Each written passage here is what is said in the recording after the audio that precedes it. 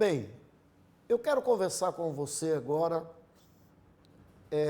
os anos de meu ministério, de minha família, na cidade de Paranaguá, no Paraná. Eu fui pastor de apenas 4 igrejas, durante 40 e poucos anos. Em Paranaguá, era uma coisa interessante, todo mundo era crente. Nós tínhamos, na época, 7 igrejas católicas e 58 igrejas evangélicas. A cidade toda era convertida.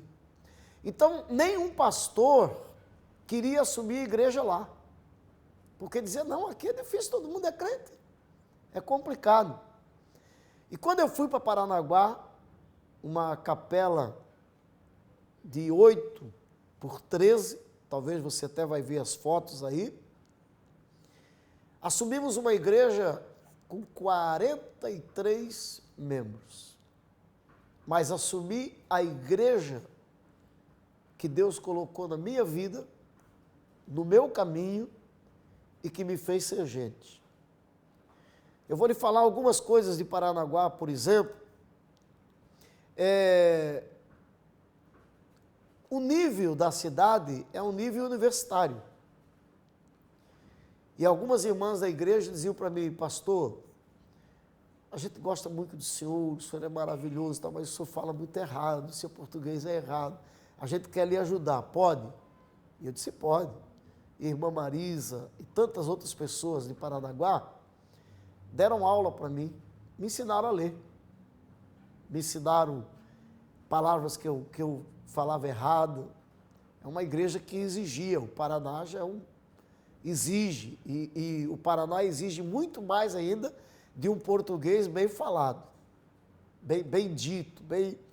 E eu ali em Paranaguá comecei a fazer uma obra em que Deus fez algumas coisas que Deus reescreveu. O Salmo 139 diz que antes de você nascer, antes de você se formar, Deus já escreveu no seu livro tudo que vai acontecer contigo. E eu acredito que ali em Paranaguá, Deus reescreveu a história da minha vida. Primeiro, nós tivemos um episódio de uma mãe que ela era uma prostituta. E ela teve um neném numa casa de prostituição. Antigamente existiam muitas casas de prostituição e as mulheres viviam lá. E ela levou esse neném para o hospital e depois de um mês e meio, a doença se agravou e essa criança morreu. Chamava-se Hospital Infantil. E esse hospital ficava na rua da igreja. E no domingo de manhã, um médico, doutor Hernani, chamou aquela mãe e disse, olha, a criança entrou em óbito. E quando ela foi ver a criança morta, ela teve um súbito, uma loucura. Ela embrulhou o filho no lençol e saiu correndo pela rua. O povo atrás dela e ela correndo.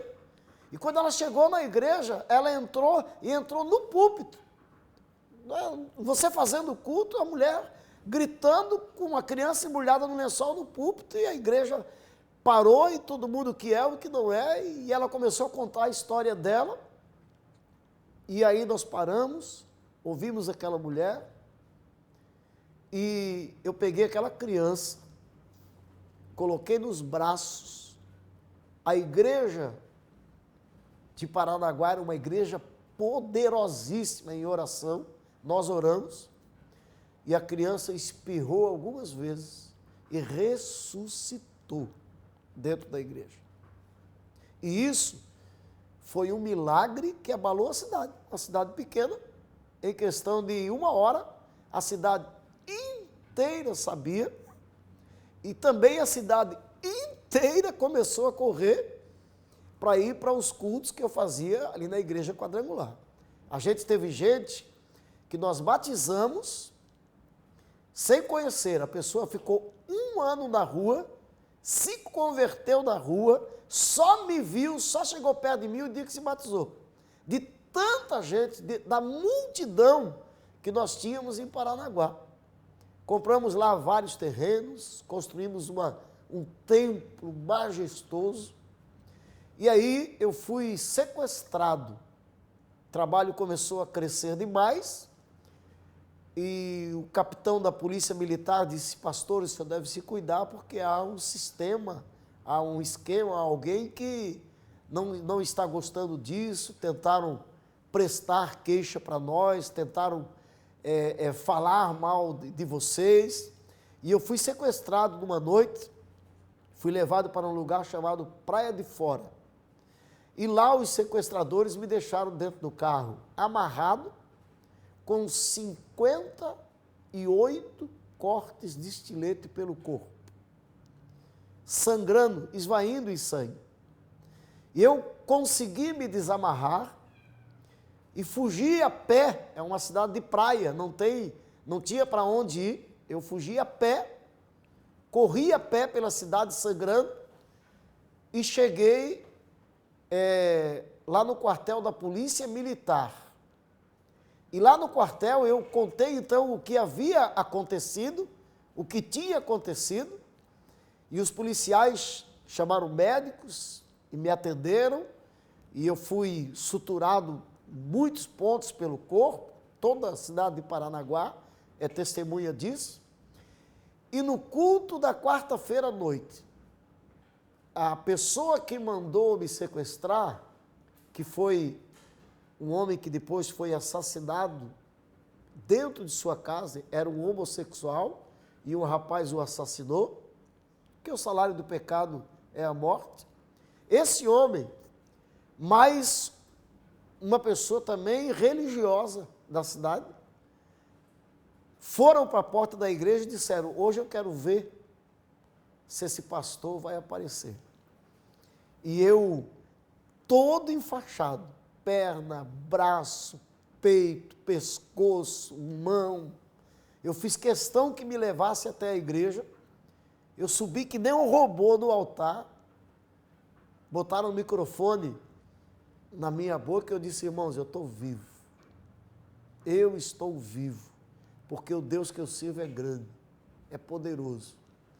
E aí, meu irmão, não tinha mais o que fazer. Deus começou a nos usar de uma maneira disparada. Hoje, faz 26 anos que eu saí de Paranaguá, estou em Maceió. Eu tenho uma fanpage, Facebook, Twitter, mais de 40 mil pessoas nas redes sociais, 3, 4 mil pessoas que eu tenho nas redes sociais são da cidade de Paranaguá. Pessoas que eram jovens, eram adolescentes, senhoras, pessoas novas que naquela época acompanharam a revolução que Deus fez através do meu trabalho na cidade de Paranaguá.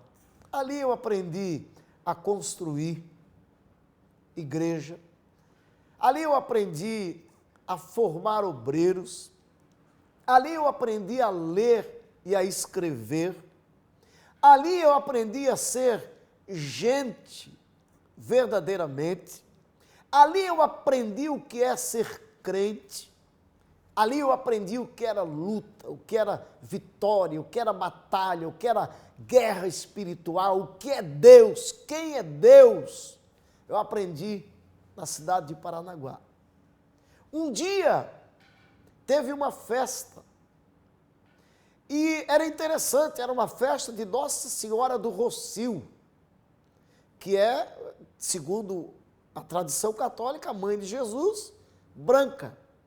E do outro lado da cidade tinha a festa de Nossa Senhora Aparecida, que era, na tradição, a mãe de Jesus, pretinha, moreninha.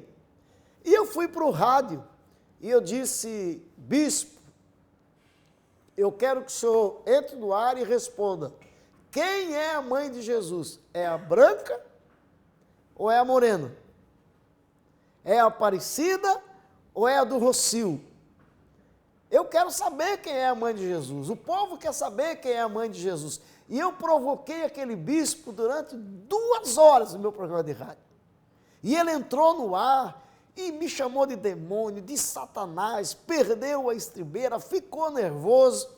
Terminei o programa, fui para casa, deu mais ou menos 1 hora, chegou um jipe do exército e eu disse para minha esposa, vou preso, mas eu vou de gravata e Bíblia na mão. Botei uma gravata, peguei a Bíblia e desci. E o coronel disse para mim, você é o pastor João Luiz, você que estava na rádio fazendo o programa, que provocou lá o bispo, que provocou a cidade, que provocou a igreja. Eu falei, sim, sou eu. Ele apertou na minha mão e disse, parabéns. Faz tempo que eu não vi um homem falar uma mensagem, uma palavra como a sua. E a gente ficou tão conhecido que todas as formaturas da Polícia Militar de Paranaguá, o pregador oficial era eu. Se você não acredita, a igreja do Santo Expedito, igreja católica do centro da cidade, uma igreja tradicional, a pessoa que cuidava da igreja se converteu e não tinha padre, não ia padre lá, e ele começava a reunir as mulheres, as beatas, nas novenas, e eu ia fazer culto na igreja católica, a igreja de São Benedito, bem no centro ainda está lá a igreja tradicional, e a gente fazia culto na igreja quadrangular lá, e batizamos gente lá, e um dia o bispo chamou o homem da igreja na casa dele e disse, você está excomungado. Ele disse, o senhor pode me excomungar, mas nós vamos continuar pregando o evangelho. E nós pregávamos o evangelho na igreja quadrangular, na rua Maneco Viana, e na igreja do São Benedito, no centro da cidade. A igreja católica virou quadrangular por longos e longos anos. E assim Deus nos usou, fizemos grandes eventos, começamos uma fase, naquela época, Vaninha, Nicolete, Luiz de Carvalho, Mara Lima, lançando o seu primeiro LP, todo esse povo ia para Paranaguá com a gente fazia carroceria de caminhão. A primeira marcha para Jesus do Brasil, eu fiz em Paranaguá com caminhões, com um globo envolvendo o mundo, com o evangelho quadrangular, com milhares de pessoas, e até hoje, eu agradeço a Deus, porque hoje, em Paranaguá, está lá o pastor Barbosa, o pastor Darcy Barbosa, filho de um grande amigo meu que já está na glória, e Paranaguá é uma grande, poderosa e abençoada igreja. A igreja que eu amo, a igreja que eu dediquei anos da minha vida e uma igreja que se dedicou a mim, a minha vida e a minha família. Eu devo o meu ministério a Deus e à igreja do Evangelho Quadrangular de Paranaguá. Um dia, chega um convite para vir para Maceió. E aí, daqui a pouquinho, eu falo com você sobre Maceió.